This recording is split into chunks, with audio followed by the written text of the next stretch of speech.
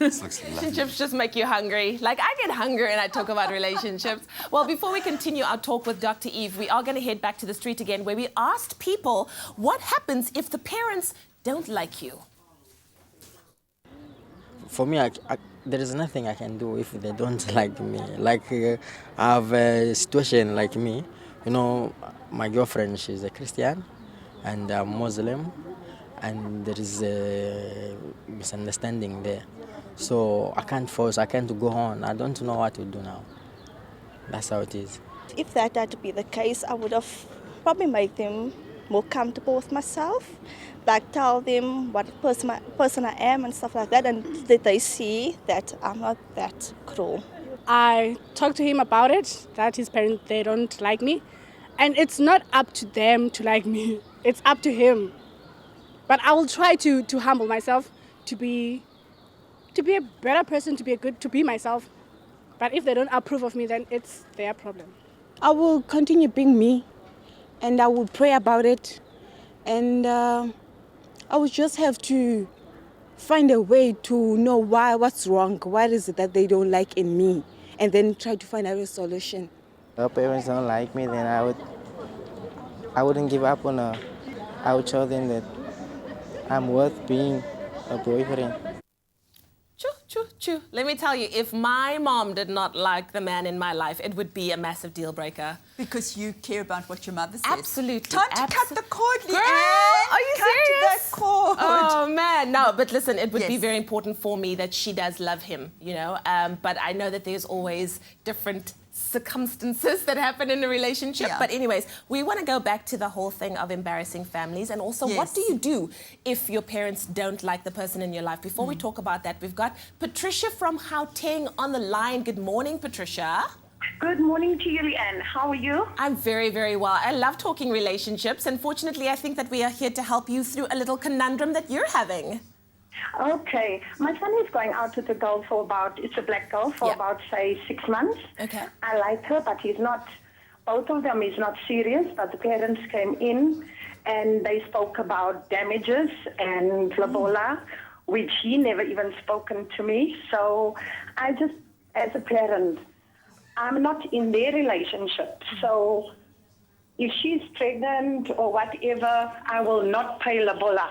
Because they are young, I wasn't there when they conceive a child or making love or whatever. So I just want to say to all the parents out there, please don't involve our parents in your relationship. You sort it out. We're not there when you all sleep together. So me as a colored woman will not pay lobola to anybody. Wow. Because it's two different cultures. My son will have to do that. Yeah, Patricia, I can hear that you're angry. And I also hear that you're talking about pregnancy, unintended pregnancy and sexuality, and you're saying, keep me out of that. So you know what I would say to you is that just make sure that your child, irrespective of who she is dating, is on contraception and knows about her sexual health. That, I think, is your responsibility as a parent to do that, so that you won't have to deal with the unintended consequences that come along with that. Go ahead. They're not sexual active, but the parents came to speak to me already. That's what they say, they're not sexual active. Your child is saying they're not sexually active? And the girl. Okay, so you're just afraid that might happen, and then you're going to be hooked into this family where you don't want to be hooked in because you have different cultural beliefs. As a whole, ma'am, I will not pay lobola or damages to somebody. I'm not sleeping with them.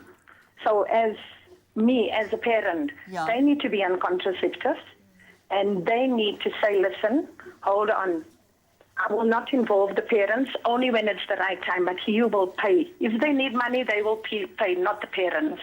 So he's not even 6 months with her. I love her, she's respectable, but our parents mustn't just go and approach the next parents.